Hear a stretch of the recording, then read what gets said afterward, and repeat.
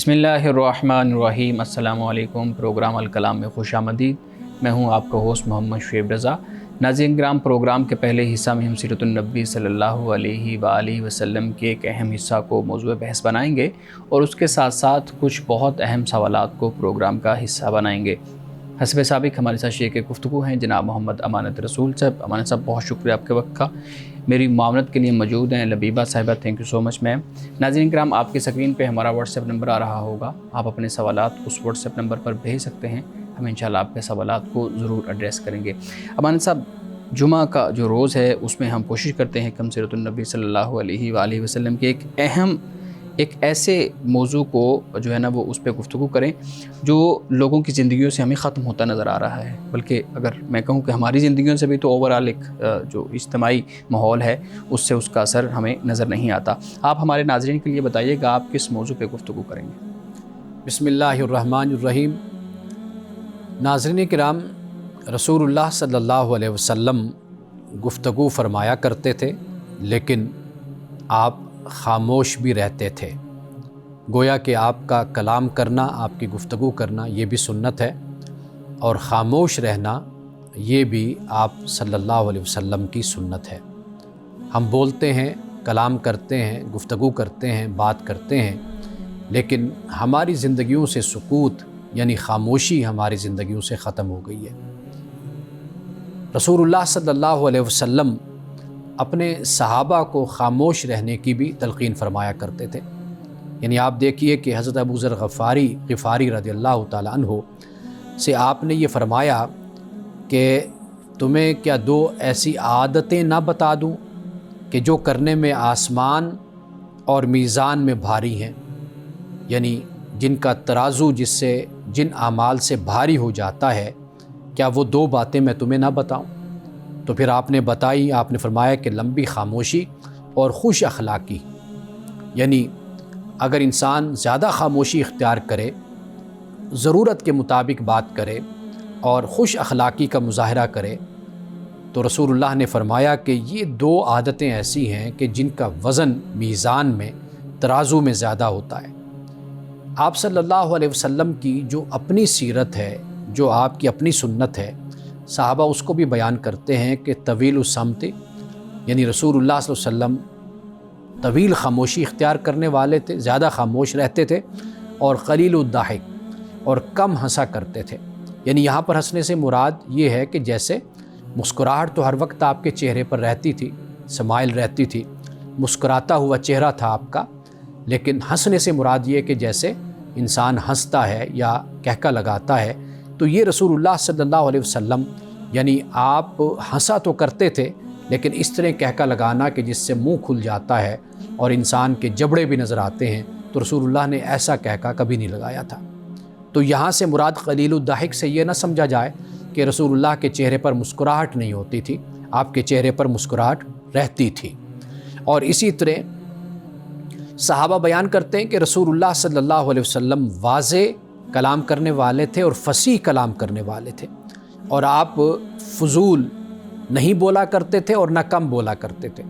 یعنی رسول اللہ صلی اللہ علیہ وسلم خاموشی بھی اختیار کرتے تھے، ضرورت کے وقت کلام بھی فرماتے تھے، اور فضول کلام سے مراد یعنی اضافی کلام، زیادہ بولنا، کہ جیسے ہم کبھی کسی شخص کے پاس بیٹھتے ہیں تو ہم وہاں سے جب اٹھتے ہیں تو تھک ہار کر ہم کہتے ہیں کہ یار یہ بندہ بہت بولتا ہے، تو یہ بہت بولنا یہ زیادہ بولنا ہوتا ہے۔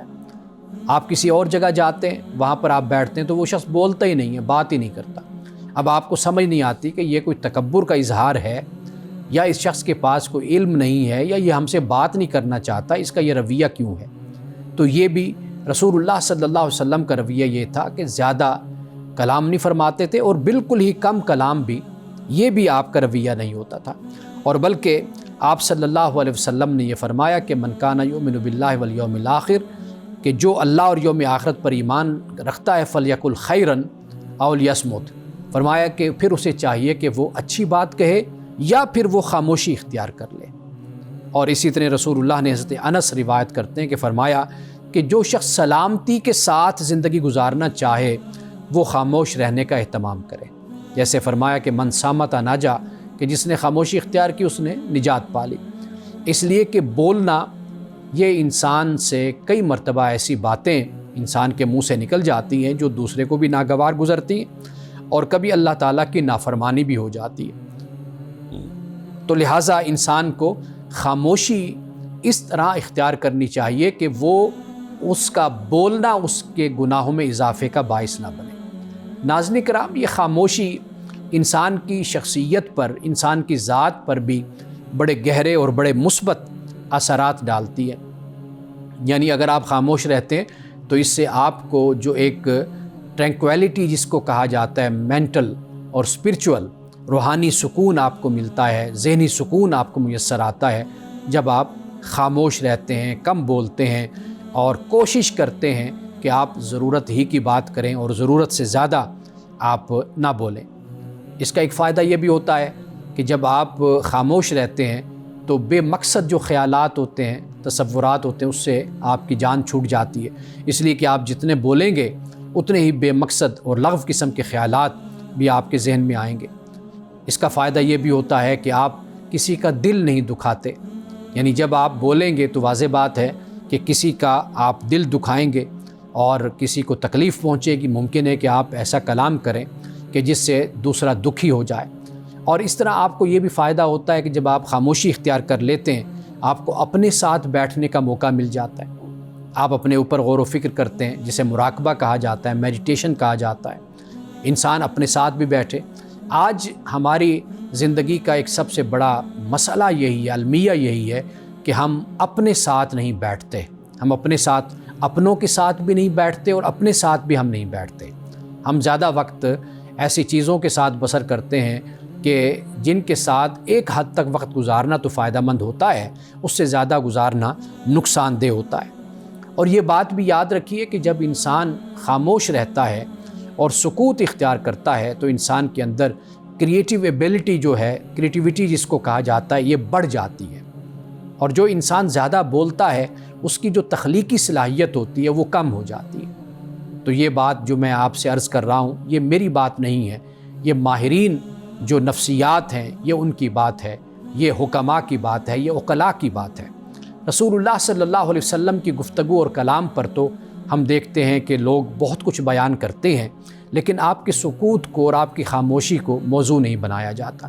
تو آئیے آج ہم اس پر غور کریں، اس پر سوچیں کہ رسول اللہ صلی اللہ علیہ وسلم جہاں گفتگو فرمایا کرتے تھے وہاں پہ آپ سکوت بھی اختیار فرماتے تھے۔ آپ نے فرمایا کہ ہمارا جو خاموش رہنا ہے وہ در حقیقت غور و فکر ہے، وہ تدبر اور تفکر ہے۔ تو آئیے رمضان المبارک کے اس بابرکت مہینے میں ہم بھی خاموش رہنے کی اپنے آپ کو عادت ڈالیں، اور یہ وہ خاموشی ہو کہ جو ہمیں اس بات کی طرف متوجہ کرے کہ ہم اپنی ذات پر غور و فکر کریں، تدبر اور تفکر کریں اور اپنے آپ کو ایک اچھا انسان بنائیں۔ ہمارا صاحب بہت شکریہ، بڑی اہم گفتگو۔ مختصر سوال ایک آپ کے سامنے رکھتا ہوں۔ آپ نے کہا کہا لگانے سے ہم نے سنا ہے اکثر کہ دل مردہ ہو جاتا ہے، جبکہ ہم دیکھتے ہیں کہ انسان جتنا زیادہ اچھے طریقے سے ہنستا ہے، مسکراتا ہے، کہا لگاتا ہے، وہ اتنا زیادہ خوش ہوتا ہے۔ تو یہ تو تضاد نہیں ہے دو چیزوں کے اندر؟ دیکھیے، انسان کو کہا لگانا یہ اس حوالے سے ہے کہ آپ اپنی شخصیت کو کمپوزڈ اگر رکھتے ہیں وہ اتنا اچھا ہوتا ہے۔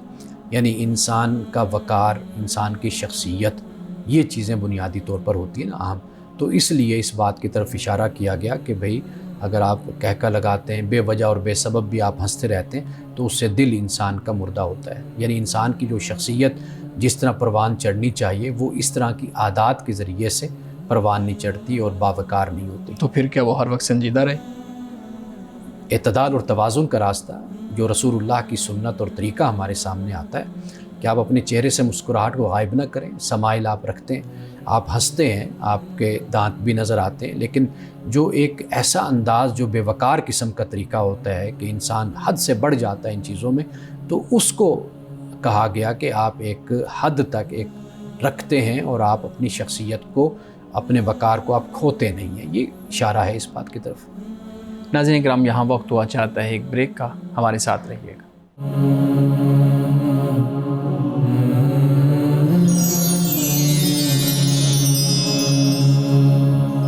ویلکم بیک ناظرین۔ امانت صاحب، خاموشی، سکوت، ہمارے ہاں جب بھی خاموشی اور سکوت کی بات کی جاتی ہے تو علماء کو جب مشورہ دیا جاتا ہے کہ آپ خاموش رہیں، سکوت اختیار کریں، تھوڑا سانس لے لیں، تو ایک بات جو بہت اہم ہے ان کی طرف سے کہ برائی پہ بھی ہم خاموش رہیں. ایک برا کام ہو رہا ہے، ایک بری بات ہو رہی ہے، کوئی شخص کوئی غلط کام کر رہا ہے تو اس پہ بھی ہم خاموش رہیں.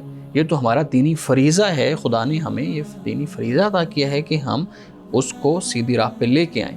تو آپ تو کہتے ہیں کہ خاموش جو ہے سکوت وہ آپ کو راہ راست کی طرف لے جاتا ہے. حضرت عبداللہ ابن مسعود رضی اللہ تعالیٰ عنہ کے سامنے ایک ایسے شخص کا بیان ہوا یا ایسا شخص آیا کہ جو بہت زیادہ بولتا تھا، لوگوں کو واعظ کرتا تھا. تو آپ نے فرمایا کہ بھئی اپنا سامان اس کو دکھایا جاتا ہے جو خریدار ہوتا ہے. ہر جگہ پر گفتگو نہیں ہوتی، ہر جگہ پہ کلام نہیں ہوتا. تو حکمت کا طریقہ یہی ہوتا ہے کہ آپ یہ دیکھتے ہیں کہ یہ وقت ہے بات کرنے کا یا یہ وقت بات کرنے کا نہیں ہے، مؤثر بات رہے گی یا مؤثر نہیں رہے گی. معاملہ اصل یہ ہے کہ آپ نے نتیجہ حاصل کرنا ہے نا. آپ کا مقصد کیا ہے؟ دوسرے کی اصلاح کرنا. اگر آپ دوسرے کو باغی کر دیتے ہیں تو گویا کہ آپ نے اپنا مقصد ختم کر دیا، فوت ہو گیا مقصد. تو مقصد کو ذہن میں رکھیے، پھر اس کے مطابق اپنی پلاننگ، اپنا منصوبہ اور حکمت اختیار کیجیے. پھر تو یہ برائی میں حصہ ڈالنے اور شامل ہونے کے مترادف ہے نا. اگر خاموش رہ جائیں گے، آپ نے کہا کہ جہاں پہ آپ کا سودا بک رہا ہے وہاں پہ بیچو، تو پھر تو اس کا مطلب ہے کہ ایک شخص برا کام کر رہا ہے تو ہم سب پاس سے گزر رہے ہیں، اس کو ہم نہیں روک رہے، تو برائی میں حصہ ڈالنے والے ہوئے نا ہم. آپ اپنی جگہ پر جو آپ کی ذمہ داری ہے اس کو ادا کریں. آپ کی ذمہ داری، اگر آپ کے ہاتھ میں طاقت ہے، مثال کے طور پر عہدہ ہے، اختیار ہے، تو آپ اس کے مطابق کوئی قدم اٹھائیں گے. مشینری آپ کے ہاتھ میں ہے، کوئی شخص ہے کہ جو رشوت لے رہا ہے یا ایسا شخص ہے ملاوٹ کر رہا ہے، اگر آپ وہاں پر کمشنر لگے ہوئے ہیں اور وہاں پر آپ کی ایک ریاستی ذمہ داری بنتی ہے تو واضح بات ہے کہ آپ ایکشن لیں گے. دوسری صورت یہ بنتی ہے کہ آپ واعظ ہیں، آپ خطیب ہیں، آپ ایک مسجد میں جمعہ پڑھا رہے ہیں، تو واضح بات ہے کہ وہاں پر آپ لوگوں کو نیکی کی تلقین کریں گے، انہیں بتائیں گے ملاوٹ کرنا اسلام کی نظر میں کتنا بڑا گناہ ہے. تو یہ آپ کی وہاں پر ذمہ داری بن جاتی ہے. اور ایک عام شخص ہے، وہ بازار میں ہے، کہیں پر ہے، اب اگر وہ یہ دیکھتا ہے کہ ایک شخص برا کام کر رہا ہے تو اس کو سمجھانے کی کوشش کرتا ہے. اس کا اختیار یہیں تک ہے کہ وہ اس کو سمجھائے. اگر وہ یہ سمجھتا ہے کہ بھئی اس کا جو نقصان ہے یہ عامہ کے خلاف ہے، یعنی مفاد عامہ کے خلاف ہے، انسان کے خلاف ہے، معاشرے کے خلاف ہے، تو وہ پھر جو ذمہ دار لوگ ہوتے ہیں ان تک وہ خبر پہنچاتا ہے کہ بھئی اس کو کسی نہ کسی طریقے سے روکا جائے. تو میرا خیال ہے کہ اس طریقے سے اگر فرد سے فرد تک اگر ذمہ داری کو دیکھا جائے گا تو پھر ہی معاشرے میں سدھار جو ہے وہ پھر پیدا ہوگا. جی ربیبہ، آپ سوال کرنا چاہ رہے تھے. تو ہم نے جیسے بتایا کہ ہمیں خاموش رہنا چاہیے، ضرورت کے مطابق بولنا چاہیے، اور اگر ہمارا اختیار ہے روکنے کا تو ہی روکنا چاہیے. تو اگر کوئی ہم ایسے ملک میں رہتے ہیں جہاں اسلامی ریاست نہیں ہے اور کوئی ہمارے دینی عقائد کے خلاف یا ہمارے دین کے خلاف کچھ بولتا ہے جو ہم ایز اے مسلم برداشت نہیں کر سکتے لیکن ہمارا اختیار بھی نہیں ہے، تو وہاں اس سچویشن میں ہمیں کیا کرنا چاہیے؟ آپ پہلے اس بات پہ توجہ کریں کہ جو شخص ایسا بول رہا ہے وہ کیوں بول رہا ہے. ٹھیک ہے، یعنی آپ اگر اس کی ریزن پر توجہ کریں گے تو پھر آپ کو اس شخص پر رحم آئے گا. اس لیے کہ بعض اوقات ایسا ہوتا ہے کہ انسان سنی سنائی باتیں ہوتی ہیں کہ جس کی بنیاد پر کوئی اعتراض، کوئی سوال اٹھا رہا ہوتا ہے، یا یہ ہوتا ہے کہ انسان کسی محفل، کسی مجلس میں بیٹھتا ہے، جاتا ہے، تو وہاں سے اس کے ذہن میں اس طرح کے اعتراضات، سوالات پیدا ہوتے ہیں، یا وہ کوئی لٹریچر ایسا پڑھ چکا ہوتا ہے کہ جس کے بعد اب جو ذمہ داری بحیثیت ایک مسلمان کے آپ کی میری بنتی ہے، وہ یہ ذمہ داری بنتی ہے کہ ہم اس کے ذہن میں جو اشکال ہے، جو اعتراض ہے، اس کا علمی انداز سے جواب دیں تاکہ وہ اسلام کی طرف، دین کی طرف اور حق کی طرف وہ راغب ہو جائے. اگر مثال کے طور پر دیکھیے کہ آپ اگر کوئی انتہائی قدم اٹھاتے ہیں تو اس کا جو نتیجہ پھر سامنے آتا ہے وہ یہ ہوتا ہے کہ آپ نے ایک شخص کو غیر مطمئن کیا، یعنی اس کو آپ نے کسی طریقے سے بھی متشدد بنایا، خود بھی آپ نے تشدد کا راستہ اختیار کیا. اب اس واقعے کو دیکھنے والے جتنے اور لوگ ہوں گے، ایسے لوگ کہ جو کمزور مسلمان ہیں، عقیدے میں کمزور ہیں، وہ پھر آپ کے اس اقدام سے متنفر ہو کر نعوذ باللہ وہ دوسرا راستہ گمراہی کا، کفر کا اختیار کر لیں گے. تو بہتر یہی ہوتا ہے کہ جو اس کا سوال ہے، جو اس کا اعتراض ہے، جو اس کا اشکال ہے، اس کو آپ فوکس کرتے ہوئے آپ اس کا جواب دیں. اگر خود نہیں دے سکتے تو آپ اسے کہیں کہ بھائی یا بہن ہے آپ میرے ساتھ چلیں، ہم کسی عالم سے اس سوال پر اعتراض پر رہنمائی لے لیں تاکہ بات آپ پر واضح ہو جائے کہ یہ بات آیا کہ حق کیا ہے، سچ کیا ہے۔ لیکن یہ بات تو وہ ہوگی نا، اگر کوئی اصلاح کے لیے ایسا کرتا ہے، اگر کوئی جان بوجھ کے ایسا کرتا ہے، اصلاح کی نیت سے نہیں کرتا کہ اس کی ذہن میں کوئی سوال ہو، وہ جان بوجھ کے ایسا کرتا ہے کہ میں اس ریلیجن کے لوگوں کو ٹیز کروں یا ان کو میں ابھاروں اس طرح سے، تو دیکھیے قرآن پاک نے ہمیں یہ کہا کہ جو جاہل لوگ ہوتے ہیں نا، جی جن کا کام ہی انتشار پھیلانا، جھگڑے کرنا، فساد پھیلانا ہوتا ہے، قرآن نے ہمیں تو یہ کہا ہے کہ ہم ان سے اعراض برتیں، عارض عن الجاہلین، جاہلوں سے اعراض برتو، ایسے لوگوں کی صحبت میں نہ بیٹھو، محفل میں نہ بیٹھو، مجلس میں نہ بیٹھو، ایسے لوگوں سے آپ روابط اور تعلق نہ رکھیں جو آپ سمجھتی ہیں کہ یہ لوگ ہٹ دھرم قسم کے لوگ ہیں، ضدی قسم کے لوگ ہیں، کوئی دلیل کی بات اور کوئی جسے کہتے ہیں کوئی آرگومنٹس پہ نہیں چلتے، تو آپ ایسے لوگوں سے ایوائڈ برتیں۔ تو اگر کوئی کارپوریٹ سیکٹر ہے جہاں پر ہمیں ضروری ہے ان سے انٹریکشن کرنا اور ہم ڈیلی بیسس پہ ان سے ملتے ہیں اور وہ جان بوجھ کے ایسا ڈیلی بیسس پہ کرتے ہیں اور کوئی نوکری بھی نہیں ہے، تو پھر اس سچویشن میں کیا کرنا چاہیے؟ دیکھیے اب حالات جو سے ہوتے ہیں نا، اس کے مطابق پھر انسان کوئی فیصلہ کرتا ہے۔ یعنی مثال کے طور پر اگر کوئی ایسا شخص ہے، بہت سے اور لوگ بھی ہوتے ہیں جن کے ذریعے سے ان کو سمجھایا بھی جا سکتا ہے، بتایا جا سکتا ہے، ان کا کوئی باس ہوگا، کوئی بڑا ہوگا، سینئر ہوگا، ان کے ذریعے سے بتایا کہا جا سکتا ہے کہ یہ جو آپ کے پاس کام کرتے ہیں، ملازم ہیں، ان کا یہ رویہ ہے، آپ ان کو سمجھائیں کہ یہ پروفیشنلزم کے یہ خلاف ہے، تو ان کی اصلاح کا یا ان کو روکنے کے اور بڑے راستے بن سکتے ہیں کہ جو اختیار کیے جانے چاہیے۔ صحیح۔ مولانا صاحب یہ بتائیے گا کہ پوچھتے ہیں جی، جنت میں کھانے پینے اور حوروں کے ساتھ قربت کے علاوہ بھی کوئی کام ہوگا؟ اصل قرآن مجید جب ہم پڑھتے ہیں نا تو قرآن ہمیں بتاتا ہے کہ وہاں پر بہت سے کام ہوں گے۔ یعنی مثال کے طور پر اللہ سبحانہ و تعالیٰ کا دیدار بھی ہوگا، وجوہ یومئذ ناظرہ الی ربہا ناظرہ، کئی چہرے وہاں پر کھل رہے ہوں گے اور خدا کو دیکھ رہے ہوں گے، رب کو اپنے، یہ بھی ایک کام وہاں پر ہوگا۔ وہاں پر انبیاء علیہ السلام کی جو محافل ہیں، مجالس ہیں، ان کے ساتھ اٹھنا بیٹھنا، اولیاء کے ساتھ، صلحاء کے ساتھ، وہ بھی وہاں پر ہوگا۔ تو وہاں پر صرف یہ نہیں ہے، اللہ سبحانہ و تعالیٰ بہتر جانتا ہے کہ انسانوں کو ان کے مقام اور مرتبہ کے مطابق وہاں پر جو سرگرمیاں ہوں گی، جو طرز زندگی ہوگی، وہاں پر اللہ تعالیٰ ان کو عطا کرے گا۔ قرآن پاک نے جو آپ نے بیان کیا، اس کے علاوہ بھی بہت کچھ ایسا ہے، اگر ہم قرآن پاک کو پڑھیں تفصیل کے ساتھ کہ جنت میں کیا کیا ہوگا، تو اس سے معلوم ہوتا ہے کہ وہاں پر بھی علماء کی اور جنتیوں کی اور انبیاء کی، صلحاء کی مجلسیں بھی ہوں گی، ملاقاتیں بھی ہوں گی، ان کا اٹھنا بیٹھنا بھی ہوگا، معاملات بھی ہوں گے، تو وہاں پر بھی ایک بھرپور زندگی ہوگی۔ صحیح۔ اچھا مولانا صاحب یہ بھی بتائیے گا کہ عرب کے زمانہ کو زمانہ جاہلیت ہم کہتے تھے، رسول اللہ صلی اللہ علیہ وسلم سے قیامت سے پہلے کا جو زمانہ تھا اس کو ہم زمانہ جاہلیت کہتے تھے۔ حالانکہ جب ہم پڑھتے ہیں اپنا عربک کا لٹریچر تو اس میں تو ہمیں ملتا ہے کہ جو ادب تھا اس وقت وہ اپنے عروج پہ تھا، اور شاعری تھی، نثر تھی، یہ ساری چیزیں تھیں، اور یہی آپ کی جو علمی جو آپ کا استحکام ہوتا ہے اس کی علامتیں ہوتی ہیں۔ تو ہم اس کو بچپن سے پڑھتے آ رہے ہیں کہ وہ زمانہ جاہلیت ہے، اس کو زمانہ جاہلیت کیوں کہا جاتا ہے؟ دیکھیے زمانہ جاہلیت کو آپ جہالت کے معنی میں آپ اس کو نہ سمجھیے، یعنی جسے ہم کہتے ہیں کہ لٹریسی ہونا، یہ ہے جاہلیت لفظ ہے۔ جب جاہلیت کا لفظ بولا جاتا ہے تو اس سے مراد یہ ہوتا ہے کہ ایک ہٹ دھرمی، ایک ظلم، ایک تعصب اور جو ایک تکبر کی طرز زندگی ہے، ایک قومی زندگی، یہ اس کو در حقیقت بیان کرتے ہیں۔ اب دیکھیے کہ دین ابراہیمی وہاں پر موجود تھا، حضرت اسماعیل علیہ السلام وہاں پر آئے تھے، لیکن وقت گزرنے کے ساتھ ساتھ آپ دیکھیے کہ توحید ختم ہوگی، شرک کا آغاز ہوا، برائیاں بڑھتی گئیں، بدعات ہیں، خواتین کے ساتھ جو ان کا رویہ تھا وہ آپ دیکھ لیجئے۔ یعنی گویا کہ خدا کی جو تعلیم ہے، خدا کا جو حکم ہے، خدا کا جو دین ہے، اس کو انہوں نے پس پشت ڈال دیا، اور اس کے متبادل جو انہوں نے طرز زندگی اختیار کی، تو اس بنیاد پر پھر کہا جاتا ہے کہ وہ زمانہ جاہلیت ہے۔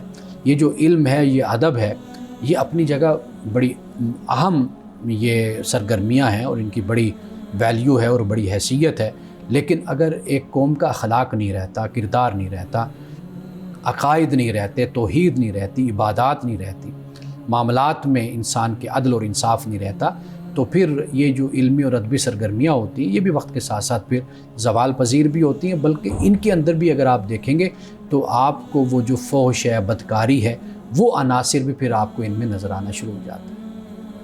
ناظرین کرام، یہاں وقت ہوا چاہتا ہے ایک بریک کا، ہمارے ساتھ رہیے گا۔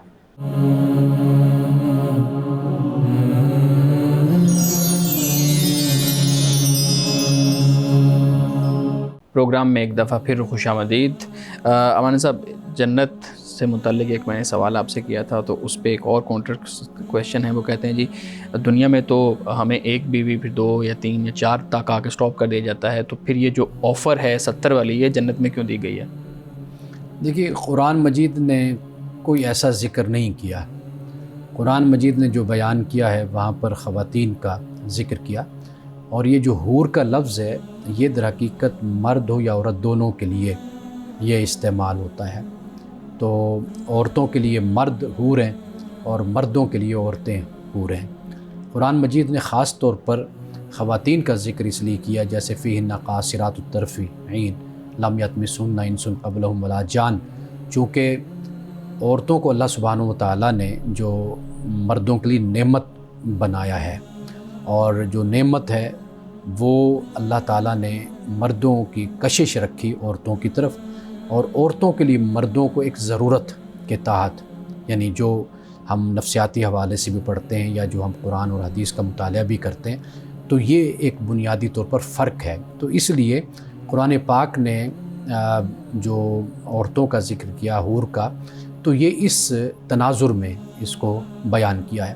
باقی روایات میں ہیں وہ 70 ہیں۔ 70 سے مراد یعنی صرف 70 تک نہیں ہے، جیسے قرآن پاک میں ہے 70 مرتبہ استغفار کرنا۔ اب یہ 70 مرتبہ یہ کثرت پر دلالت کرتا ہے، اس طرح جیسے رسول اللہ نے فرمایا کہ میں دن میں 70 مرتبہ استغفار کرتا ہوں، تو وہ 70 جو ہے وہ کثرت پر دلالت کرتا ہے۔ تو یہ 70 صرف کہنا نہیں ہے، 70 سے کہیں زیادہ اس طرف اشارہ ہو جاتا ہے۔ تو لہٰذا ہمیں اس پر دین کے حوالے سے بات کرنے کے بجائے جو بات بیان کی جاتی ہے ہم اس کو من و عن اس کو قبول کر لیں۔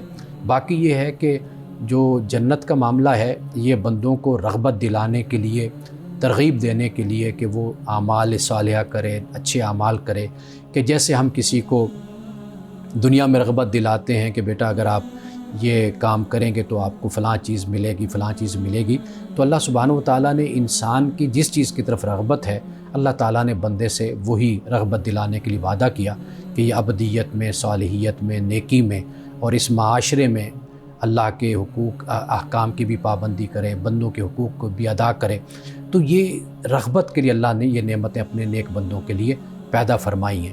تو لہٰذا ان چیزوں کو اس انداز سے اور اس طریقے سے ہمیں سمجھنا چاہیے۔ ہمارے یہاں عام طور پر جو ایک ان باتوں کا تمسخر اڑایا جاتا ہے اور پھر اس پر بڑی بڑی جسے کہتے ہیں کہ کلام کیے جاتے ہیں، مذاق کیے جاتے ہیں، تو میرا خیال ہے کہ دین کے معاملے میں اس سے پرہیز ہمیں کرنا چاہیے۔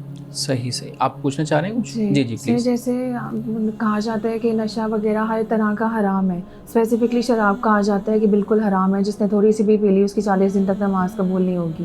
اور دوسری طرف جنت ایک ایسی جگہ ہے جو خدا انعام کے طور پہ دے گا اپنے نیک اور صالح بندے کو، اور ان بندوں کو اللہ تعالیٰ انعام کے طور پہ جنت میں شراب کی نہریں بھی دے گا۔ تو وہی چیز جو اتنی بری ہے کہ حرام ہے، وہ جنت میں حلال کیوں ہے؟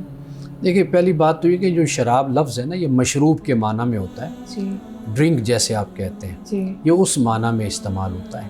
لیکن یہاں پہ ایک مفہوم یہ بھی ہمارے سامنے آتا ہے کہ جیسے آپ گناہ سے اپنے آپ کو بچاتے ہیں، مثال کے طور پر کوئی شخص اپنے آپ کو رشوت سے بچاتا ہے، حرام مال سے بچاتا ہے، تو اللہ فرماتا ہے میں تجھے جنت میں کہیں زیادہ نعمتیں عطا کروں گا۔ اسی طرح ایک شخص اپنے آپ کو زنا سے بچاتا ہے تو اللہ پاک اس کو فرماتا ہے کہ جنت میں حوریں یا تمہارے لیے نعمتیں بیان ہوتی ہیں۔ اسی طرح دنیا میں چونکہ انسان عرب کے معاشرے میں بھی شراب کا کلچر تھا، شراب پیتے تھے، تو اللہ نے فرمایا کہ میرے حکم پر عمل کرو گے، اس سے تم رکو گے، جو دنیا کی شراب تمہارے ہاں بنائی جاتی ہے اس سے تم رکو گے، تمہیں میں اس سے کہیں بہتر آخرت میں تمہیں ایک مشروب، ایک شرابن طہورا میں تم کو عطا کروں گا۔ تو یہ در حقیقت اس کا متبادل اللہ نے فرمایا کہ جب دنیا میں آپ جیسے رمضان ہے اب تو ہم روزہ رکھتے ہیں، بھوک پیاس برداشت کرتے ہیں، تو اللہ تعالیٰ کہتے ہیں نا کہ بھئی قیامت کے دن میں تمہیں اتنا کچھ پلاؤں گا، کھلاؤں گا کہ جو اس کے بدلے میں کہ نعمت اور جزا ہوگی تمہارے لیے. تو یہی صورت اصل میں شراب کے حوالے سے بھی اللہ تعالیٰ نے بیان کی ہے. نہیں، لیکن نعمان صاحب آپ نے ابھی اپنی گفتگو میں بیان کیا کہ میں اتنا، اللہ تعالیٰ کہے گا کہ میں اتنا کھلاؤں گا پلاؤں گا یا اتنی نعمت دوں گا، تو یہ بھی اسراف میں نہیں آتا؟ یعنی ہم جب قرآن کریم میں جنت اور دوزخ کا ذکر پڑھتے ہیں تو وہ دونوں انتہائیں ہمیں نظر آتی ہیں. یعنی دوزخ میں بھی عذاب ہے تو وہ بہت شدت والا اور بہت انتہا والا عذاب ہے، اور اگر جنت میں نعمتیں ہیں تو وہ بہت زیادہ وہ بڑھا کے بیان کی گئی ہیں. جیسے ابھی آپ نے پہلے سوال میں بیان کیا کہ وہ کثرت بیان کرنا مقصود ہے حوروں سے متعلق، تو یہ بھی تو انتہائی نہیں ہے، یہ بھی تو اسراف نہیں ہے؟ جنت کے اندر ایک شخص کو خواہش ہوگی کہ وہ ایک انار کھائے تو اس کے سامنے اناروں کی ٹوکری کیوں پیش کر دی جائے گی اور کیوں باغات پیش کر دیے جائیں گے؟ اس لیے کہ اس دنیا کا معیار اس دنیا کے معیار سے بالکل مختلف ہے. یہاں پر جو معنی آپ اسراف کا لیتے ہیں وہاں پر وہ اسراف نہیں ہے، وہ اللہ تعالیٰ کی عطا ہے، اللہ کا انعام ہے. دنیا میں آپ کو اس بات کا حکم تھا کہ آپ اسراف نہیں کرنا، آپ نے تبذیر نہیں کرنی اور آپ نے خدا کی نعمتوں کو ضائع نہیں کرنا. جب آپ اللہ کے اس حکم پر عمل آپ نے کیا اور اپنے آپ کو آپ نے گناہوں سے بچا کر رکھا تو وہاں پر اللہ سبحانہ و تعالیٰ کی طرف سے آپ کے لیے نعمتیں بے بہا ہوں گی. اسراف تب ہوتا ہے جب کوئی چیز ضائع ہو، جب انسان کی طلب ہے، انسان کی ضرورت ہے، خواہش ہے، اور اس کو اس خواہش کو پورا کرنے کے لیے سب کچھ مہیا کر دیا جاتا ہے، تو اس کو ہم اسراف اور تبذیر اس کو نہیں ہم کہتے ہیں. صحیح. امان صاحب، ہمارے ناظرین کی طرف سے سوال ہے، پوچھتے ہیں جی مجھے شوق ہے انگوٹھیاں، گھڑیاں اور سکے جمع کرنے کا. اب وہ میں نے اپنے شوق کے لیے جمع کیے ہوئے ہیں، میں کبھی کبھی اس انگوٹھی کو یا وہ گھڑی کو پہن بھی لیتا ہوں اور سکے بھی میرے پاس موجود ہیں. اب وہ اتنے زیادہ ہیں کہ وہ کافی مالیت کے بن جاتے ہیں، تو ان کے اوپر زکوٰۃ ہوگی یا نہیں ہوگی؟ دیکھیے، جو چیز آپ کے استعمال میں ہے نا تو اس پر زکوٰۃ نہیں ہوتی. یعنی اگر ان میں ایسی چیزیں ہیں جیسے سونا ہے یا چاندی ہے، ایسا کچھ ہے تو اس پر زکوٰۃ لازم آپ کو دینی ہے. اور ایسی چیزیں کہ جو آپ نے رکھی ہوئی ہیں اور آپ اس کو استعمال نہیں کرتے تو اس پر بھی یعنی زکوٰۃ اس لیے اس پر زکوٰۃ نہیں ہوگی کہ آپ نے اس کو خریداری کے لیے یا بیچنے کے لیے آپ نے اس کو نہیں رکھا ہوا، تو لہٰذا زکوٰۃ اسی پر ہوگی جو شریعت نے جس کو بیان کیا ہے. یا پھر یہ ہے کہ آپ وہ چیزیں کہ جن کو کاروبار کے لیے، تجارت کے لیے، بزنس کے لیے آپ رکھتے ہیں تو پھر اس پر زکوٰۃ ہوتی ہے. صحیح. اچھا مولانا صاحب، دو آراء ہمیں زیورات کے بارے میں ملتی ہیں کہ جو زیورات ہیں وہ سونے کے ہیں، چاندی کے ہیں، وہ آپ نے پیس کی صورت میں رکھا ہوا ہے، وہ زیورات استعمال کے لیے رکھے ہوئے ہیں، تو ان دونوں پہ دونوں صورتوں زکوٰۃ ہوگی. دوسری ہمارے سامنے یہ رائے آتی ہے کہ جو استعمال کے زیورات ہیں ان کے اوپر زکوٰۃ نہیں ہوگی. آپ کی اس بارے میں کیا رائے ہے کہ جو استعمال کے زیورات ہیں ان پہ زکوٰۃ ہوگی؟ دیکھیے، ہم اس پہ پہلے ایک مجلس میں بات کر چکے ہیں کہ علماء کی یہ دونوں رائے ہمارے میں آپ کی رائے جاننے کی کوشش کر رہا ہوں. سامنے آتی. دیکھیے، اگر آپ یہ دیکھیں نا کہ جو آپ کے استعمال میں ہے، یہ اسی طریقے سے جیسے گاڑی آپ کے استعمال میں ہوتی ہے، بالکل ٹھیک ہے، یا آپ یہ دیکھیے کہ گھر آپ کے استعمال میں ہے تو اس پر زکوٰۃ نہیں ہے، آپ کی گاڑی پر زکوٰۃ نہیں ہے. لیکن جو چیز آپ بزنس اور تجارت کے لیے رکھتے ہیں تو اس پر زکوٰۃ ہوتی ہے، یا جو مالیت آپ کے پاس ہوتی ہے تو اس پر زکوٰۃ ہوتی ہے. تو یہاں پر جو صورتحال بنتی ہے وہ یہی بن جاتی ہے کہ بھئی وہ سونا کہ جو آپ کے استعمال میں ہے تو اس پر زکوٰۃ اسی طریقے سے قیاس کرتے ہوئے نہیں ہونی چاہیے کہ جس طرح آپ کے گھر پر یا آپ کی گاڑی پر زکوٰۃ نہیں ہوتی. ٹھیک. اچھا مولانا صاحب، ایک اور سوال بھی ہے. پوچھتے ہیں کہ رسول اللہ صلی اللہ علیہ وسلم کی آمد کے بعد بہت سی اقوام گمراہ ہیں. یعنی ہم دیکھتے ہیں کہ بہت سے ممالک میں، بہت سی ریاستوں میں لوگ مذہب کو چھوڑ چکے ہیں، تو پھر یہ جو نبوت کا دروازہ ہے یہ کیوں بند کر دیا گیا؟ دیکھیے، قرآن مجید ہمیں بتاتا ہے کہ اللہ کہتا ہے کہ اللہ بہتر جانتا ہے کہ کہاں اس نے اپنی رسالت کو رکھنا ہے، یعنی کس کو رسول بنانا ہے. تو سب سے پہلے تو یہ اختیار اللہ کا ہے. اللہ نے ہی نبوت و رسالت کے دروازے کو بند کیا، اور قرآن پاک نے واضح طور پہ کہہ دیا کہ ما کان محمد ابا احد من رجالکم ولکن رسول اللہ خاتم النبیین. تو خاتم النبیین کا معاملہ اب ہو گیا. ایک تو اللہ سبحانہ و تعالیٰ کا ہی اختیار ہے، اللہ نے سلسلہ جاری رکھا تھا، اللہ نے یہ سلسلہ بند فرما دیا. دوسری بات یہ ہے کہ اگر ہم یہ دیکھتے ہیں کہ اس کا سبب کیا ہے، یعنی تھوڑا سا اس پر ہم توجہ کرتے ہیں تو وہ ہمیں یہ بات سمجھ آتی ہے کہ جو رہنمائی اور جو ہدایت اقوام عالم کو چاہیے، انسانیت کو چاہیے، وہ قرآن کی صورت میں اللہ سبحانہ و تعالیٰ نے ہمیں عطا کر دی ہے۔ اب قومیں گمراہ بھی ہوتی ہیں تو اب ذمہ داری پھر یہ ہے کہ بھئی ہم یہ اللہ کی کتاب قوموں تک پہنچائیں، لوگوں تک پہنچائیں۔ وہ فرد ہے یا وہ اجتماع ہے، وہ قوم ہے، تو اللہ کی کتاب سے جیسے تعلق قائم ہوتا ہے تو دنیا کو ہدایت نصیب ہوتی ہے۔ تو اب رسول اللہ صلی اللہ علیہ وسلم کے بعد یہ ذمہ داری مسلمانوں کی ہے۔ قرآن مجید ہمارے پاس موجود ہے، محفوظ حالت میں ہے، اور پھر یہ کہ اس کا جو پیغام ہے وہ آفاقی یونیورسل ہے۔ تو لہٰذا اب جب نبوت کا اختتام ہو گیا، دروازہ بند ہو گیا، تو اب یہ ذمہ داری آپ کی اور میری ہے کہ لوگوں تک اللہ کے پیغام کو پہنچائیں۔ صحیح۔ ناظرین کرام، یہاں وقت ہوا چاہتا ہے ایک بریک کا، ہمارے ساتھ رہیے گا۔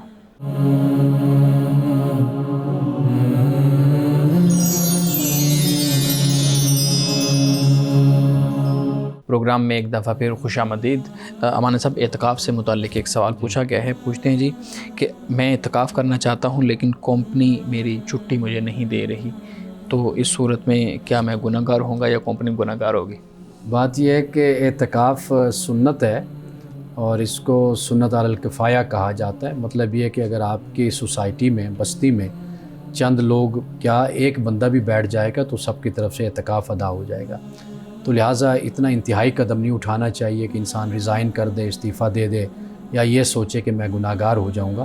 آپ 8 گھنٹے اگر کرتے ہیں، 12 گھنٹے جو بھی ٹائم ہوتا ہے ملازمت کا، 9 سے لے کر 5 بجے تک، اس میں سے بھی ٹائم کمپنی کم کر دیا کرتی ہے، اکثر طور پر ہم نے دیکھا ہے سہولت دیتی ہے، تو باقی ٹائم آپ مسجد میں جا کر گزار لیا کریں، یعنی مسجد میں افطار بھی کریں اور اگلی صبح تک آپ مسجد میں بیٹھے رہیں، عبادت کریں اللہ تعالیٰ کی۔ یہ بھی آپ کا اعتکاف کمپنی نہیں روکتی آپ کو اس سے۔ جی ربیبہ، آپ سوال کرنا چاہ رہے تھے۔ جی، مجھے آپ سے پوچھنا تھا کہ یہ کہا جاتا ہے، روایت میں آتا ہے کہ رسول اللہ جب کعبہ میں تھے تو غزوہ بدر سے پہلے، یا غزوہ خیبر تھی شاید، اس سے پہلے رسول اللہ نے کہا تھا کہ مجھے مددگار چاہیے، اللہ تعالیٰ سے مددگار مانگا تھا، مدد نہیں، یہ روایت آتی ہے۔ تو کیا کچھ لوگ ایسے ہوتے ہیں جو اللہ تعالیٰ سے دعا کرتے ہوئے واسطہ یا وسیلہ کسی ہستی کا دیتے ہیں، تو کیا یہ صحیح ہے؟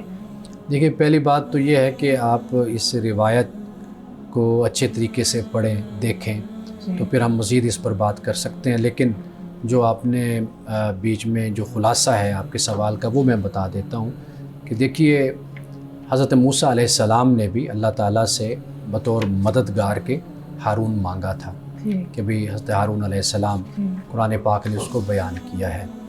اور اسی طرح اگر رسول اللہ صلی اللہ علیہ وسلم نے بھی اپنے کسی صحابی کے لیے اگر اس طرح دعا فرمائی ہے، تو وہ دنیاوی معاملات میں اور عسکری معاملات میں، سیاسی معاملات میں، معاشرتی سماجی معاملات میں ایک تعاون یا مدد کے طور پر آپ نے اللہ کی بارگاہ میں دعا کی ہے۔ تو ایک تو اس روایت کا پورا جب ایک پس منظر سامنے آئے گا تو پھر ہی مزید میں کوئی بات کر سکتا ہوں۔ تو ایک تو یہ بات ہو گئی۔ دوسری بات یہ ہے کہ قرآن پاک نے جب وسیلے کی بات کی ہے تو قرآن پاک نے کہا کہ اللہ کی طرف وسیلہ تلاش کرو، تو اس سے مراد علماء نے یہی بیان کیا کہ آپ کا جو عمل ہے، اعمال صالحہ، یہ بنیادی طور پر ہیں کہ آپ اللہ کی بارگاہ میں اس کو پیش کرتے ہیں۔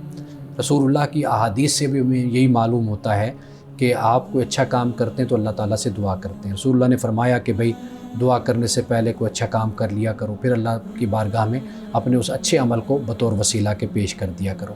بے شک کوئی ذکر ہو، کوئی تسبیح ہو، کوئی اچھی بات ہو، تو وہ اللہ کی بارگاہ میں پیش کر دیتا ہے کہ بندہ، اے اللہ، میں نے یہ اچھا کام تیری بارگاہ میں پیش کیا ہے، بطور وسیلے کے سے قبول فرما۔ تو لہٰذا بنیادی بات جو ہمارے علماء نے بیان کی ہے وہ یہی ہے کہ انسان اپنے اخلاق کو، اپنے کردار کو، اپنے اعمال کو وسیلہ بناتا ہے اللہ تعالیٰ کی بارگاہ میں۔ تو نبی کا وسیلہ بھی دیا جا سکتا؟ میں نے انکار کسی بات کا نہیں کیا کہ نہیں کیا جا سکتا، میں نے آپ کو یہ بتایا کہ قرآن ہمیں بنیادی طور پر یہ بات سمجھاتا ہے۔ لیکن آپ اللہ کی بارگاہ میں اگر آپ یہ کہتے ہیں اللہ تیرے پیارے رسول صلی اللہ علیہ وسلم جو اللہ تیرے آخری پیغمبر ہیں، آخری نبی ہیں، میں ان کا وسیلہ یا ان کے توسل سے میں تیری بارگاہ میں دعا کرتا ہوں، تو وہ دعا کر سکتا ہے، اس میں کوئی حرج نہیں ہے۔ علماء نے اس پر اختلاف بھی کیا ہے کہ نہیں کر سکتے، اور علماء نے یہ بھی کہا ہے کہ کی جا سکتی ہے، اس میں کوئی حرج نہیں ہے، کیوں اس میں کوئی شرک نہیں ہے۔ آپ اللہ کے نیک بندوں کا ذکر کر سکتے ہیں، ان کی عبادات کا ذکر کر سکتے ہیں، ان کے اعمال کا ذکر کر سکتے ہیں، لیکن میں نے آپ کو یہ بتایا کہ بنیادی بات یہی ہے کہ آپ کے اعمال، آپ کی نیکیاں، آپ کے اچھے کام جو آپ خود کرتے ہیں وہ خدا کی بارگاہ میں آپ پیش کرتے ہیں، تو وہ قرآن پاک نے اس کو بیان کیا ہے۔ صحیح۔ اچھا مولانا صاحب یہ بتائیے گا کہ جو رسول اللہ صلی اللہ علیہ وآلہ وسلم کے تمام غزوات تھے، کیا وہ سارے دفاعی تھے؟ ہمیں بہت سی کتب میں ملتا ہے کہ رسول اللہ صلی اللہ علیہ وسلم کے سارے غزوات دفاعی تھے، آپ نے دفاع کیا ہے، کسی سے ساتھ جنگ نہیں کی۔ اچھا، یہ سوال بنیادی طور پر نہیں بنتا۔